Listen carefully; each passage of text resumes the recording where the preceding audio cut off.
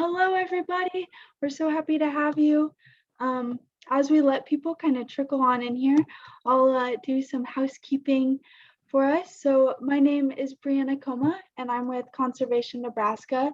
Thank you so much for being here. I'm so excited to learn more about winterizing our yard and keeping water in mind while we do it. A couple of reminders before we get started. You are all muted and your cameras are off, so you cannot be seen or heard. If you have any questions throughout the presentation, feel free to put them in the chat box and we'll go over them at the end of the presentation. This webinar is being recorded, so if you miss anything or want to share it with anybody, it will be posted on Conservation Nebraska's YouTube channel in a couple of weeks. Lastly, at the end of the webinar, there will be a short poll that pops up on your screen, and we would love if you filled it out. It helps Conservation Nebraska to improve on future webinars and events that we have. Now, with all that being said, let's flow into the wonderful world of water with Andy Szatko. Hope I said that right. And he is the Stormwater Program Supervisor with the City of Lincoln and has previously worked with different landscaping organizations. He works to improve our stormwater management by making it more sustainable and efficient. Now I will hand it over to Andy to get us started.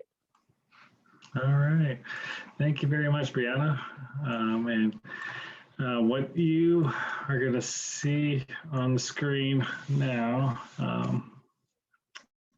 hopefully you see the slides and everything. I want to get myself set up here just real quick to make sure if some messages come up, I can see the chat that's going on, because I love to kind of have it as interactive as possible. So as we go forward, ask questions as we go along. I like to talk about what's interesting to you, what's of interest to you, and make this as engaging and fun as possible. So thank you very much for coming today.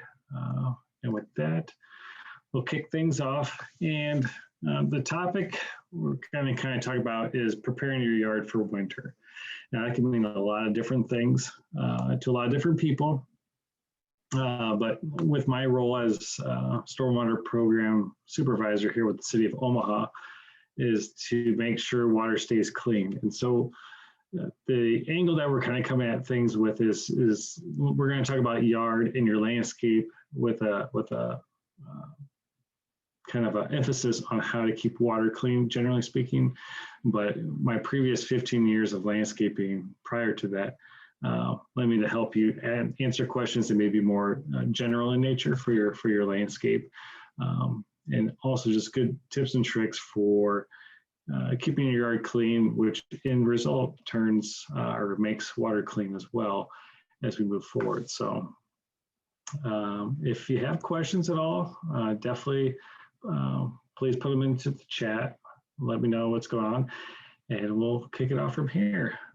You can see my two kids and our neighbor friend here a couple years ago at one of my aunt and uncle's houses, and we're walking around. And if you didn't know better, you might not know that this particular landscape over here manages stormwater runoff that comes into and through their yard. And what they're standing in front of is a rain garden. And we're going to learn a lot more about that here in just a little bit. But let's kick it off. A little bit more about me and what the Omaha Stormwater Program is we are a program all about making sure water stays clean when it runs off into the storm sewers. And technically what that means is we have a permit with the state. And the state gives us this permit because we've given them a plan that says, hey, here are the 8 areas that you said we need to have a plan for, and here's what we're going to do. And so these 8 areas really drive a lot of what we do, including the reason I'm here today is education and outreach. Making sure we educate people on what stormwater is, how to keep it clean, things you can do to improve how stormwater runs off your property, your business, or if you see problems, where to go to for it.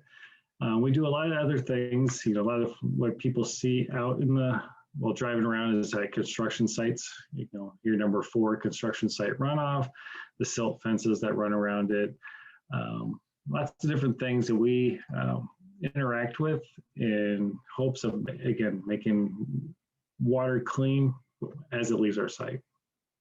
If you're interested in learning as much or as little as you want about our program, omahastormwater.org is the website you can go to. Check out, you can learn more about each of these different kind of areas and what we do.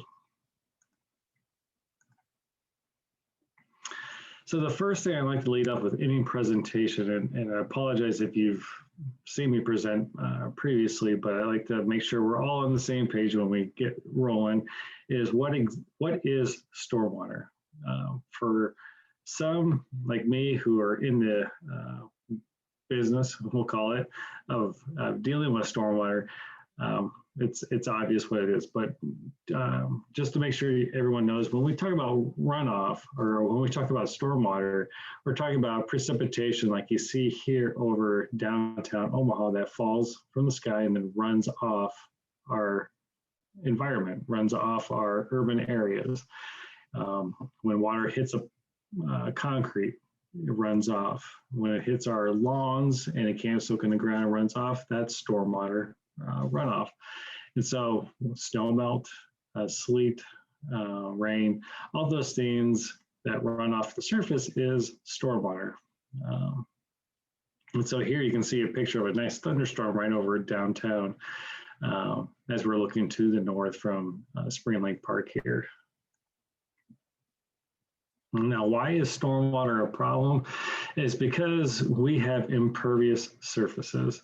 And impervious surfaces include buildings, driveways, sidewalks, parking lots, patios, anything that water can't soak in the ground, right?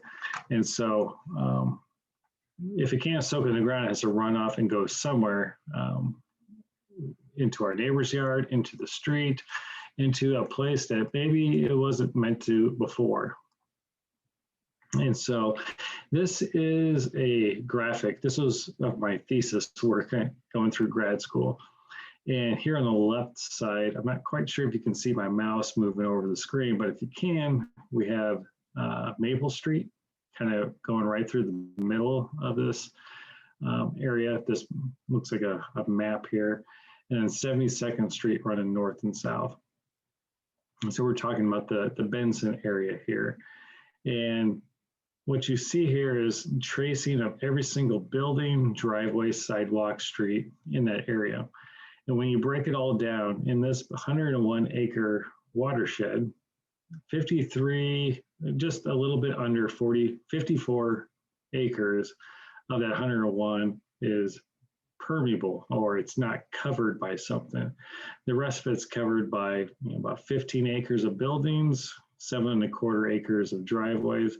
And you can see how with any one of our homes, with any one of our businesses, we may not have a lot of impervious surface, but when we start to stop and look at everything together, it really adds up quite a bit. And so all these surfaces generate a lot of runoff that we have to manage. And so that's what stormwater runoff management is all about. Now, what are some of the issues with stormwater runoff? Okay, we have water, so that has issues with it. But when we have runoff in excessive amounts, we get flooding, like we did here in 2011 and 2019 with the flooding along the Missouri River. Water pollution, dirty water is definitely an issue. This is a picture while I was driving around downtown where a paint can spilled out of a trash can, and as it was raining, all that paint was washing down the street. Well, all the animals and organisms in the creek in the Missouri River that receives that water doesn't like that paint. And on top of it, it's unsightly, it doesn't look good. So we got lots of issues with water pollution. On the right side, we have stream degradation. When we think back to that map I was showing of all the different areas that are covered up by something, all that water goes somewhere. Ultimately, it drains into our streams and creeks and rivers. Well, our streams, creeks, and rivers were never meant to handle that kind of runoff. And so this pipe that you see sticking out here used to be buried in the side slope of the West Papio Creek at one point. But once we start putting all these fire hoses of runoff, where water's coming really fast off all these impervious surfaces, that speed of water really starts to erode our streams and creeks and creates lots of issues. So I often like to use the term death by 1,000 cuts, because it's not one parking lot, it's not one driveway, it's everything together that's really creating these issues. So how do we fix that? Coming down to a little bit more of a level that we're going to talk about today with your own homes, your own smaller scale properties, is to say, here's a typical, in this case, West Omaha home where you have these split level homes. The yards are drained to each other, and water is designed to drain in between the yards. And it kind of comes down, and during nice sunny weather like we had today, no one's the wiser, right? You don't really have a concern back there. But as soon as the rain turns on, all of a sudden you see this 10-foot wide river that gets within 3 to 4 feet of the corner of your home as it comes down. When we look at a neighborhood like this, to build homes, you have lots of equipment that is required to build your home that's running over the soil and compacting it. You also have the mass grading that comes in just to even get the neighborhood to be the shape that it is. And so you have a lot of soils that can't infiltrate very well. And so in urban developments, you get a lot of runoff like you see here. And so we have to figure out a way how to manage that, to protect our home, not have wet basements, but also making sure when that water does come roaring through there, it's not catching much pollution with it. All right, so we are,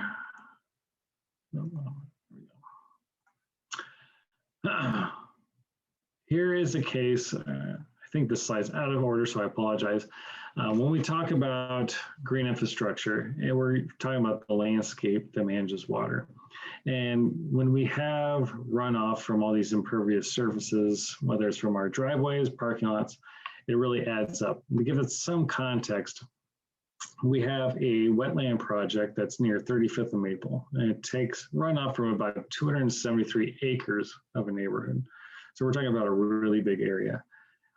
Back in 2018, we had about 2.4-inch rain.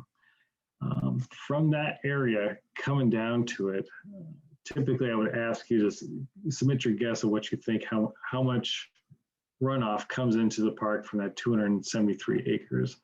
I won't necessarily ask you that right now, but when you actually do the math, if you were to assume all that runoff is coming into the park, you're going to get 7.2 million gallons of runoff.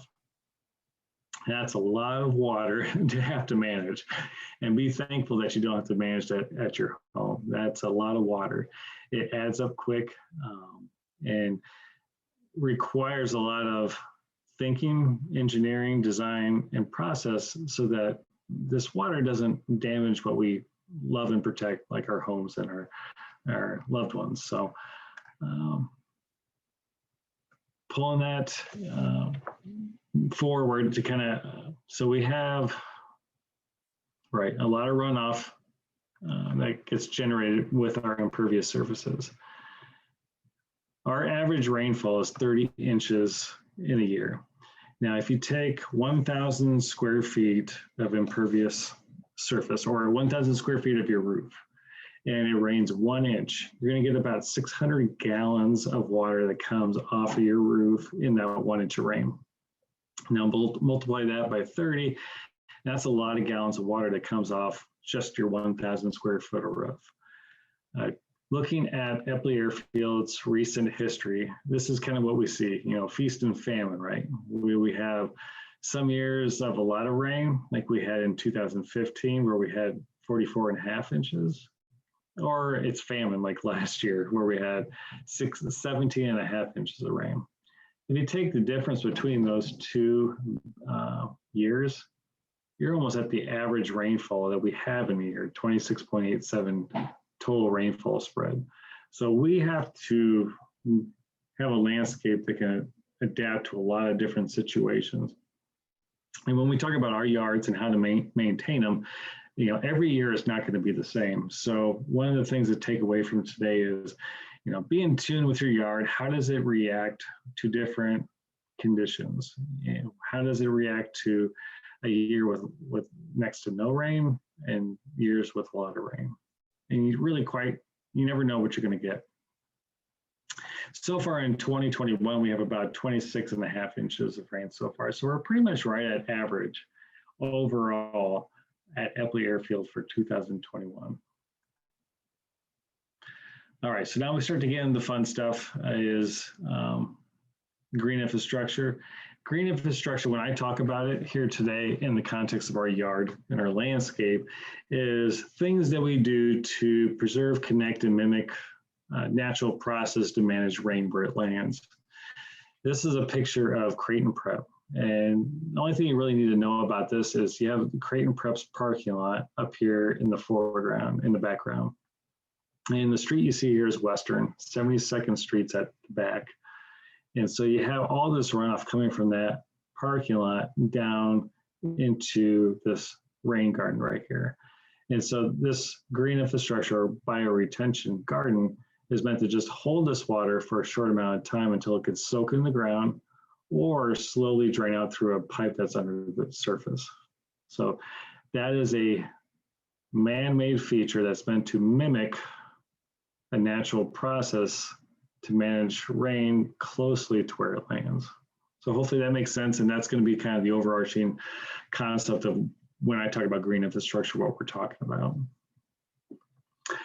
Taking a real quick look over here at the Q&A. I want to kind of address those as we move along. And how often does nitrogen and phosphorus are measured in stormwater? That's a good question. We measure phosphorus and nitrogen when we're assessing how well, let's say a rain garden like this works or a bioretention garden works. So what we do with this white box that you see in the background is actually a monitoring sampling station where we're collecting water from the parking lot to see how dirty it is. And then the big white box here in the foreground, just on the left side of the screen, is where we're taking water after it flows out of the garden to kind of see how clean does the water get when it comes into and through this particular rain garden. And so that's one event throughout the year. Hopefully we get a couple throughout the year. And so that tells us how well we're doing. In many cases, we're seeing reductions of pollutants as it comes into and through the system, which helps us make sure that when we're promoting things like green infrastructure, that is actually having a benefit on our environment. So very good question. For Martin, is acid rain an issue in Omaha? Not really, to my knowledge. I haven't looked into it to a great degree. I've seen some nationwide studies where it looks at concentrations of acid rain, and typically you get a lot of acid rain when in really densely populated areas like the Northeast, the Southwest, and over here in our area, I have not seen any information that says it's a major issue in our area. But anytime you're in an urban area where you have a lot of vehicle emissions and other kinds of things that may precipitate out of the rainwater, it could be a factor. But to answer your question, no, I don't believe it's a pressing issue for us here in Omaha. So great question so far. Some different things that would be classified as green infrastructure would be rain gardens, like we talked about. Bioretention gardens. The difference between these two different kinds of gardens is the fact is in bioretention, there's a pipe under the ground. It's usually used in commercial settings to make sure it drains out. The rest of the stuff, you can see a picture here where you have a green roof at Metro Community College at their Fort Omaha campus, where a green roof is a surface that is impervious, but actually has some planting media on top of it to sustain plants so that can let water slow down and get filtered before it runs off of it. Bioswales move water from A to B locations, and then that vegetation helps clean it along the way. Soil conditioning is making sure that we improve our soil so plants actually can grow, be happy, and when water lands on it, soaks into the ground. And xeric gardens are gardens that live, thrive, and survive with just the rain that lands on it. So these might be gardens that are fairly dry by and large, but can be happy with the water that falls on it with our 30 inches of rain in a given year. In general, if besides maintaining our yards and getting ready for wintertime, when you're thinking about how to plan for water at your particular property, some of the basic things you want to make sure you're keeping in mind is where's the water coming from? Where should it go? And then when you go from point A to point B, our goal is to slow it down, give it a chance to soak into the ground, or slow it down so it doesn't have as much power to cause erosion, sink it into the ground so there's less of it to run off, and then spread it out. If we put water in a pipe, it has a lot more power to it. Imagine your garden hose, right? Water coming out of a hose has a lot more power than if it was spread out over an entire large area flowing down the street. So anytime we can slow, sink, and spread it out is a really good way to think about how we want to manage water on our properties. So when we talk about green infrastructure, we're talking about our yards, right? We're talking about how we're going to prepare for wintertime. But when we are talking about green infrastructure, how is that really different in the landscape? Because one thing I want to make sure I'm answering for you guys today is, you guys may not have green infrastructure in your yards, but how can you take the things we're talking about today and apply it to your yards? And simply put, green infrastructure, water is flowing into and through it. So we're going to be watching for erosion, right? Our soil's washing away because that water's carrying it with it. When we look at our landscape here, this isn't necessarily a rain garden you're going to have in your yard, but this is at our sewer maintenance facility across the street from Funplex. And this is a bioretention garden. And when it rains, it fills up with water, and then it's designed to slowly drain out within 24 hours. Okay, so we're going to have water in here for an extended period of time after it's done raining. So the difference here is your traditional landscapes are going to kind of dry out pretty quick after a rain event. It stays a little bit wetter with green infrastructure. And so you may not be able to get in there to do some maintenance right away afterwards. Our green infrastructure cleans water. So water coming off a parking lot is dirty. You would be surprised how much debris, sand, grit is in it. And so when all this runoff comes into this particular rain garden here, we actually have a little kind of a depression that captures some of that stuff coming off the parking lot. And then we have to scoop it out and get rid of it. And so in that respect, we have to clean our gardens out so that we can get rid of that pollution that's coming off of our yards, driveways, streets, sidewalks. Otherwise, besides those kinds of main things, this landscape here is pretty similar to traditional landscape maintenance. And we're going to kind of get into that next. So told you about what green infrastructure is, what I get to do, and stormwater. But what does this actually look like in the real world? So the next few slides are just pictures to kind of help get you familiar with what this stuff looks like. So here is a small rain garden I did when I was a contractor in West Omaha, your typical neighborhood in West Omaha, where we did a little landscape bed next to the sidewalk. And what you can't really tell from this particular picture is the fact that these rocks and boulders create a berm, and then there's a little bit of a bowl on the other side that helps capture runoff from this house and the yard, so that it can soak in the ground before it overflows as it comes around the switchgrass here on the right side of the picture. We got some little Joe Pye weed, we got some butterfly milkweed, we got lots of really good stuff, but to the average person, it looks like a traditional landscape, but it's actually green infrastructure at work, keeping and managing water close to where it lands.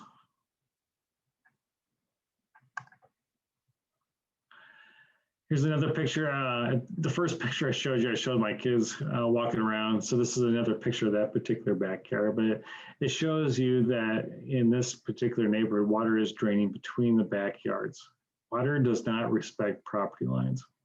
And so water is always going to flow from high to low. So when you're at your house or when you're looking to buy a house or at your friend's house or a family friend's, and they're having issues, we're looking at water, where does it come in and how does it move through our yard? In this case, we're kind of capturing the water with this dry creek bed, right? And we're going to slowly bring it down into this rain garden where we have some pink turtle head, we have some blue false indigo, some dwarf blue false indigo, baptisia, and we got some different sedges and irises going on in this rain garden because all these plants love water for short periods of time. They're not pond plants, right? A rain garden is only going to have standing water for a short period of time. So we want plants that can tolerate that, but also thrive when it's dry as well. This is a picture of at Dundee Elementary School of a small rain garden that we did with Dundee Elementary School. And water's coming off of the school, flowing through all these, looks like grasses right here. These are actually sedges, palm sedge, as it comes into the small rain garden here with our pink turtle head and irises there. Again, for those that may not realize it, if you're not there when it's raining, you wouldn't even know this is a particular rain garden, but a really nice garden. Here's a really big storm event with a homeowner that has a rain garden right off the street where there's a curb cut.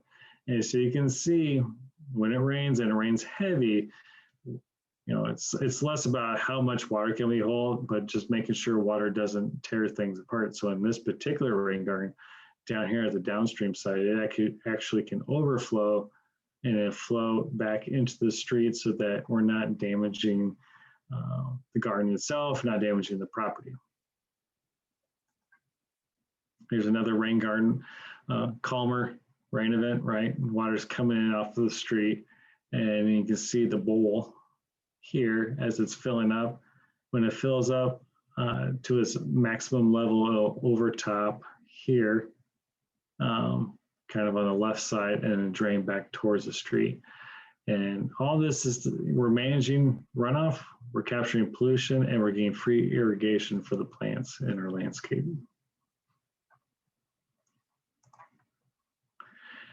And here's a quick look at my front yard. It's kind of hard to tell, but you see the blue, this is called Caesar's brother blue iris, Siberian iris. Right in front of it is, I would call it a micro rain garden, where I'm managing runoff from my downspout and my neighbor's downspout here during a big rain event. And so the scale of which green infrastructure is used can vary tremendously. And the landscaper's yard is always the last yard. So my yard is slowly getting bigger and bigger with my rain garden as I get time to build and make it a little bit better. And here's it in winter time. So as we kind of transition and talk about prepping our yard for the winter time and dealing with our fall maintenance activities, here's what it looks like kind of late in the fall as things start to freeze up and going forward. Martin, you got a question about could it be a good option build a chinampa to grow crops and clean stormwater in Omaha? Martin, you might help me understand exactly what you mean by chinampa. I'm not familiar with that, so if you can provide a little bit more context, that would probably help you out there with that as well.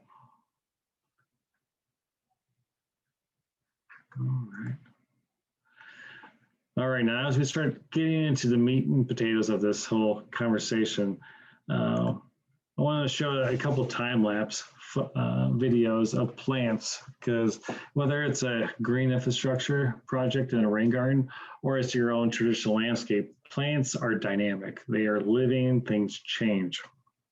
And so this is the UNO Hayden House, or also known as the Welcome Center. And so you can see a rain garden that we have there. And you can see the plants growing throughout the whole year. This is the 2017 growing season. You can start to see some of the crabgrass here in the foreground growing up. We've got the goldenrod starting to bloom right there, some asters to the right. And as everything blooms, grows, and then it starts to go dormant, things are falling over, we're getting some leaf buildup in there.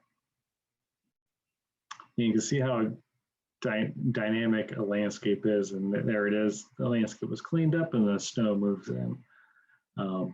Time lapse is a wonderful thing to be able to better appreciate the subtle changes from day to day, and understand that landscapes are truly dynamic and they give us all sorts of great benefits. Here's another time lapse of the same garden when we're in wintertime, right? So we've prepped our garden's cleaned out, but now we're in wintertime and we kind of get some snow and we get freeze thaw, right? So when we talk about green infrastructure, you may be wondering, well, does this work in the wintertime or not? Well, here, this is actually March of 2019, where you can see water and snow melting, thawing, and it's able to soak into the ground even though conditions are frozen. And so green infrastructure does a really good job as well as managing snow melt as well.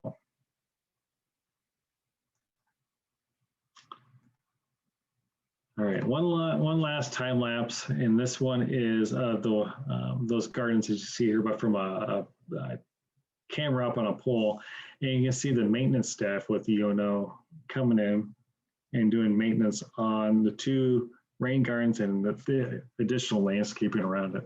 And so it starts off with one gentleman coming in, and then you get a crew of 3 more coming in with additional types of equipment. They blow the leaves out, they rake it up, they cut the grasses back, they collect everything, bag it up, and then you have a nice, clean, tidy landscape about a half a day later. And so when we're talking about prepping, this is how UNO maintains their particular rain gardens, but also a lot of their landscapes in general, so that it has a nice, clean approach going into the wintertime. That leads me to maintenance and getting ready for wintertime has a lot to do with aesthetics and what we want out of our gardens, right? So we're talking about our yards, we're talking about our landscapes. So how it looks, how we want it to look to our neighbors matters a lot. And so some want it really neat and tidy, some want it a little bit natural. You know, a lot of times you land somewhere in between. So when we talk about maintenance, a lot of it has to do with what you want to get out of your landscape and how you want it to look, because it is your home, it's your yard, and you're going to want to maintain it the way you want it to. And so there's no necessarily right or wrong way, but we'll touch on some of the basics that I would recommend for you to make sure it's successful as we go forward. So maintenance is dependent on aesthetics, right? But it's also based on function. And so when we maintain something, especially when we talk about green infrastructure, is we really need to make sure, you know, our green infrastructure gives us good visibility so we can just see right. We want to be able to access it well and maintain it.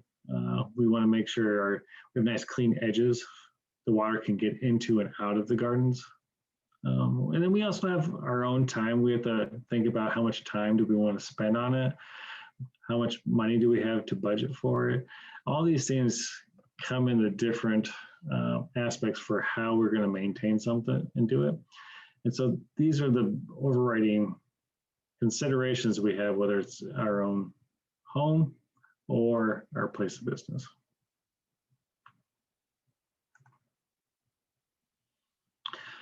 So right now, this is a picture of Orchard Park in early fall from a couple of years ago. And so we're starting to see plants. We still got a lot of green, but we're really seeing those warm season grasses turn to their brown, red colors, right? And the beautiful fall colors. And it's a beautiful time of year to view the landscape and kind of appreciate for what it is. at this point, as a homeowner, odds are you're probably not itching to get out there to cut anything down, and I wouldn't recommend that. On larger scales, you might start to see, especially as we get into later October and November, commercial properties starting to do some cutting back of vegetation because they want to get ahead of it, and just because they have to in order to get to around 12 of the different properties. But fall time is a beautiful time to appreciate the landscape that we have. So getting into the things that we want to do to prep our yard and our landscape for the winter time is to say, well, we got to cut our vegetation back, right? Well, the timing on that's really important. So not all plants we want to cut back. Grasses and shrubs are great plants to give habitat for animals and critters that are out in the landscape. But there's also other plants that I would dub as kind of soft vegetation that don't really give you much bang for the buck during the wintertime, like hostas or irises that kind of flop over, they turn mushy and don't add anything. And so let the vegetation look as good as it can, as long as it can. And so after the first frost is when you're going to be doing the cutbacks of that soft vegetation. So getting out there, cutting back your hostas, your irises would be when I would do it. If you got to adjust a week or two later, that's fine as well. You're not going to hurt anything. But if you can leave those grasses, that's great. You get that movement of the grasses over time. Looks beautiful, sounds beautiful if you're actually outside as well. And then really adds to the winter landscape. Your woody plants like shrubs, you're going to want to prune them not early in the season, because when you prune a shrub when it's still growing, you're going to promote additional growth, and that's not what you want to do going into winter. So your woody plants, you would want to start pruning when they go dormant for the season, so after that first frost. Now, we're not getting into exactly which plants to prune when, but lilacs, for example. Lilacs have, they bloom on old wood. So you really don't want to prune lilacs right now because they've actually started to put their buds on earlier in the season. So if you were to prune it, you'd actually be cutting off some of your flowers come springtime. So there's some exceptions to the rules always with plants. With lilacs, prune them after they bloom in this case. And so I use that as an example to a caveat for this particular bullet here. Oh, so I want to also say cutting back vegetation. What's nice about leaving the vegetation up in those grasses is this was a picture I was able to snap for one of the cameras at the UNO Hayden House, and that the rabbits really, or squirrels or other animals really benefit and enjoy having that little bit of cover within the landscape as well. So having a good ecosystem, favoring the ecosystem that we have in our urban settings is always a nice thing to do. We want to pick up debris, sediment. This particular picture is not necessarily a picture that's going to be in your yard, right? But I use it as an example to say, well, it's just your driveway. You drive around in the wintertime, you drive around there in the year, right? And your car sits in the driveway and you direct some water to go into the yard, into a rain garden. I am amazed at how much stuff just sheds off of pavement, even if it's not dirty, and how it looks when you look at it. And this is an example of a street over in North Omaha where we have a rain garden that takes runoff from a street. And so we have these things called pre-treatments that capture some of that grit and debris so it doesn't actually get into the rain garden. And so here we're going to scoop this out and haul it away. And once this thing fills up, the water goes over the tops of this curb well here and goes into the garden. At your home, at your landscape, anytime you have debris build up where water is flowing, you're going to want to make sure you pick it up and properly dispose of it, either in a compost pile or in the trash.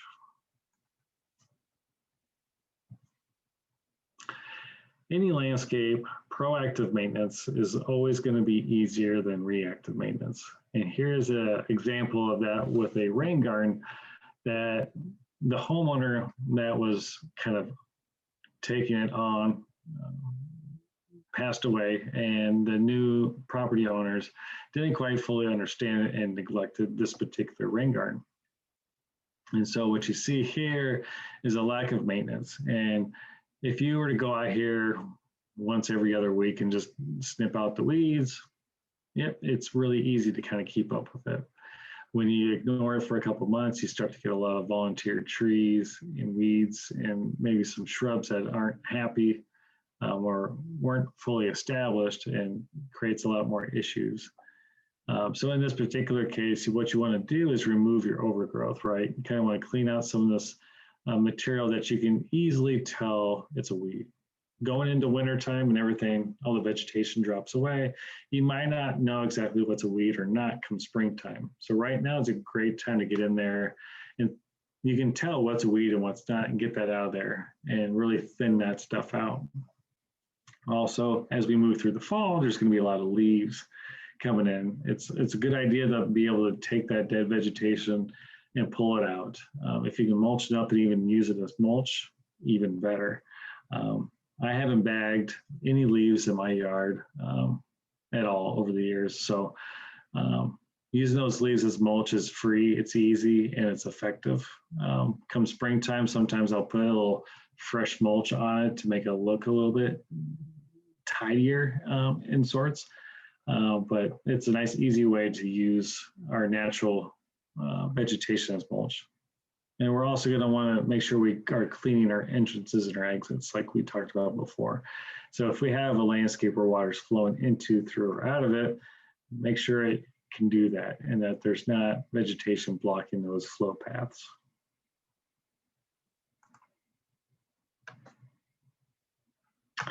Looking over here, Martin, yeah, a chinapa, sorry, is a small rectangular area of shallow water beds. Okay, I will definitely look into that. I'm intrigued by it and what that is and how it can clean stormwater in Omaha. I can't tell you exactly how it could clean stormwater, but with our minds together, I'm sure we could figure out how that we can make that happen. Also, phytoremediation is an option to treat water. Do you know a plant which is in Omaha, is able to metabolize a pollutant in UNO gardens or Omaha? So phytoremediation is a very big topic, and there's lots of different plants that do good things. And I would say we're just scratching the surface with terms of research on what plants do what. One of the things that come to mind is pennycrest is a weed.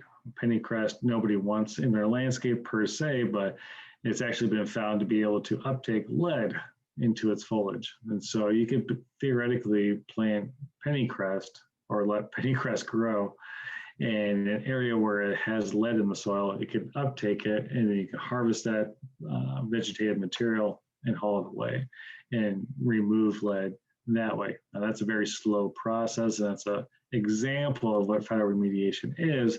I'm working with an organization that's hoping to get a grant to do a pretty good in-depth lit review about those kinds of aspects of plants to say, you know, if we have to choose from 10 plants, but these 3 have really good benefits because they actually clean water and take pollutants out, you know, that's a good thing to know. And so we're trying to better accumulate that data and that information to help us figure out which plants should be used where to do just what you're talking about in terms of phytoremediation. Now, a lot of the plants that we use typically have deep roots, drink a lot of water, and help foster an environment that the mycorrhizae, the fungi, the plants themselves can break pollutants down into materials that are not pollutants, right? They're more natural in nature. And so the goal is to break pollution down so that it's not pollution anymore and becomes part of our environment, and we can manage it better from there. The slide that you're seeing here, in terms of maintenance with rain gardens, with our landscape, it's kind of hard to see, and I apologize for that. We have a rain garden here between the sidewalk and the street, and water comes in right in the middle of it. And we have done different tests to see how well water soaks in the ground.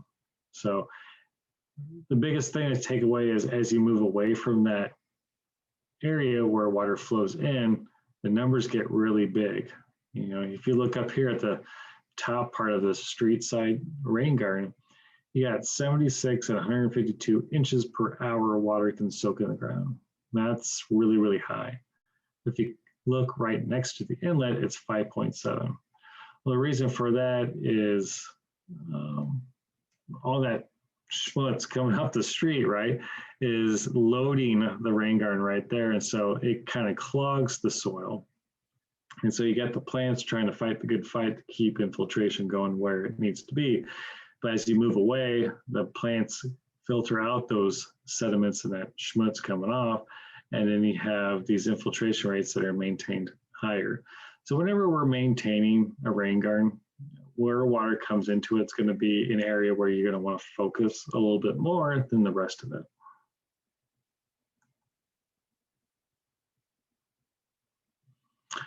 Now, things that we're always going to keep in mind going into winter is we're going to keep weeding, right? We want to make sure we capture those weeds and prevent them from going to seed, because the last thing we need is any more weeds or weed seeds to germinate come springtime.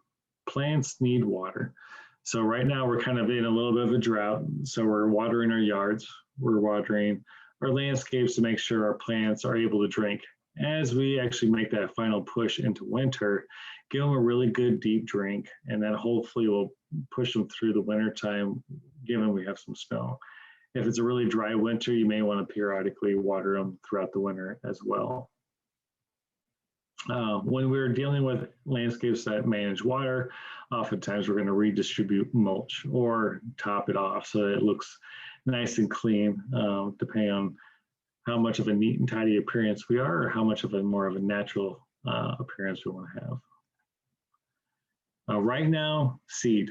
If you have a chance and you got bare areas in your yard, seed right now.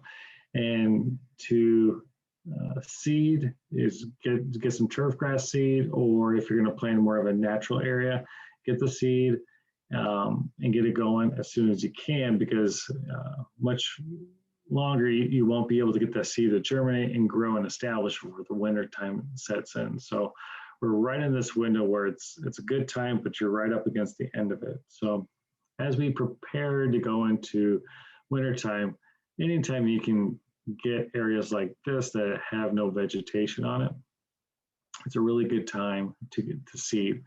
If you miss this window to get grass to grow, wait till it actually, everything goes dormant and we start to have the frosts and the freezes set in and things stop growing. At that point, you can actually put seed on here and kind of mulch it or put like a mat in place.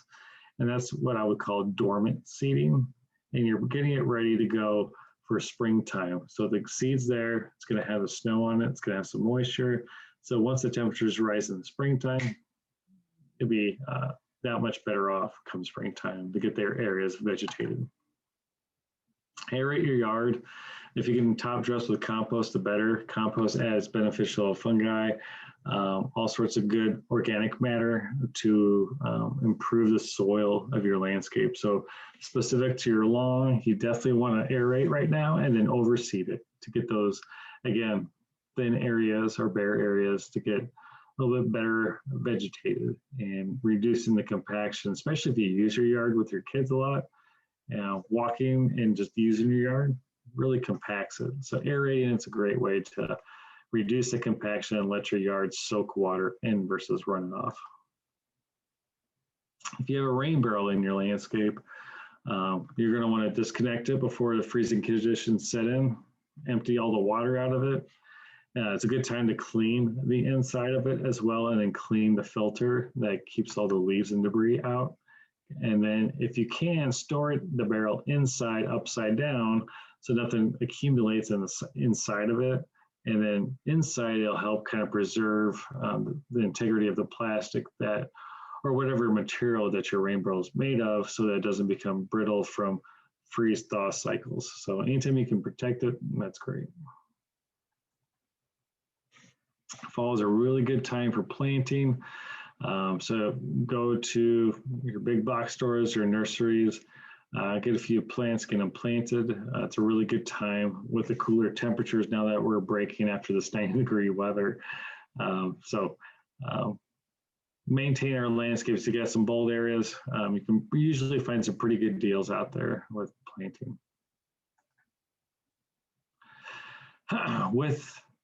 With anything that we're doing, so we've talked pretty broadly, right? I haven't given you any kind of things you probably haven't heard, but with maintaining our landscapes, it really kind of comes down to managing our perceptions, right?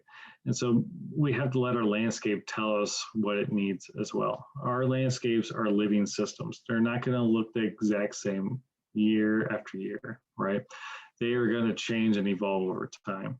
We also live in an unnatural environment, whether we actually live on a farm, which isn't a natural environment, or we live in an urban area. We have pressures, we have weeds, we have things always blowing and flowing into our landscapes. That's going to make it a challenge to maintain. So we're never going to get away from maintenance. But with anything that we're talking about with our landscapes, we can design to have a low maintenance landscape. You're never going to have a no maintenance landscape. You might have a high maintenance, but nobody wants a high maintenance landscape unless you're in Versailles in France and you have lots of topiaries everywhere. If nothing else, get used to going out once every other week or every 3 weeks. Sometimes you can stretch a little bit, but just keep up with your landscapes, especially in the fall time. Again, keeping up with cleaning up those leaves, mulching them up. It's so much easier to do it in little spurts than trying to manage everything at the very end. Green infrastructure that we've talked about is functional as well as it's not just a garden. It's not just meant to be aesthetic. It has a lot of function to it that we need to maintain. And again, like we talked about before, green infrastructure isn't new. It's not, the maintenance on it isn't new. It's just a little bit different than our traditional landscapes. For those that might have to hire a contractor to do some of our work, and we don't want to do it ourselves, the biggest thing is just to ask questions. Being in the landscape industry myself, the landscape industry is not going to learn this stuff unless you ask the questions. You got to create the demand for knowledgeable contractors on how to maintain a rain garden, a bioswale, a green roof, a rain barrel. And whenever you ask the question, they give you an answer, ask why. Make them think about it, make them put it into words. That's what drove me a lot of times is because I kind of went down the rabbit hole of stormwater and runoff and using our landscape to manage water and integrating it into our designs as opposed to thinking of it as a problem. So ask questions, ask why. It'll benefit you quite a bit. Logistics as a contractor can be challenging, so seeding might not play out the greatest that you may want it to, but one of the other things too is if your salesperson with your contractor is knowledgeable, one of the things you also want to kind of keep an eye on or just ask about is the crew knowledgeable as well? It's one thing to know and talk about it, it's another thing to actually do it. So if you're hiring a contractor, just make sure that you ask those questions and you're making sure that they're doing what they need to do to service you and make sure you have a successful landscape. All right, we're going to wrap it up here with just a couple minutes left. Thank you everyone for your time. OmahaPlants.org. That is a website where you can go and search for different types of plants that work well in green infrastructure or just in general. You don't have to have a rain garden to use the plants that are on there. Just had a meeting today, in fact, about how to enhance that particular website. So we're going to get things improved and add some more shrubs and trees onto there as well. OmahaStormwater.org. We have manuals there, like you see here, called the Sustainable Landscapes. Take a look at that. Tons of information in there. If you want a hard copy, let me know. I'll be happy to get you one of those. And then our Facebook page is where we kind of occasionally put out some information and share events of what's going on. Thank you, everyone. I appreciate the time and joining us today. And any questions, happy to answer them. Thank you so much. Yes, if anybody has any last minute questions, throw them in the Q&A now. Otherwise, in just a second, a poll is going to pop up, and I would really appreciate everybody taking it. It's only about 3 questions. But yeah, so take the poll. Any last minute questions, we'll wait just a minute or 2. But I want to say thank you so much, Andy, for just spreading your knowledge today. You were so wonderful, and we really appreciate the time you took to create the presentation and talk to us. And thank you again, everybody, for coming out tonight. We appreciate you all. And again, my name is Brianna Coma with Conservation Nebraska, and I will be sending a follow-up email to everybody, all the participants today, just with some of the links and notes that we talked about. It'll have Andy's email on there and everything, so you can reach out to him with any extra questions that we didn't get to tonight. But yeah, otherwise check out Conservation Nebraska's Facebook page, our YouTube channel. We have great information on there. It has our events upcoming. But yeah, last chance for questions. And again, thank you, Martin, for all your questions. Oh my goodness, you had some great ones. You're so knowledgeable yourself. All right. Well, again, thank you, Andy, and have a great night, everybody. Thank you. Bye. Yes.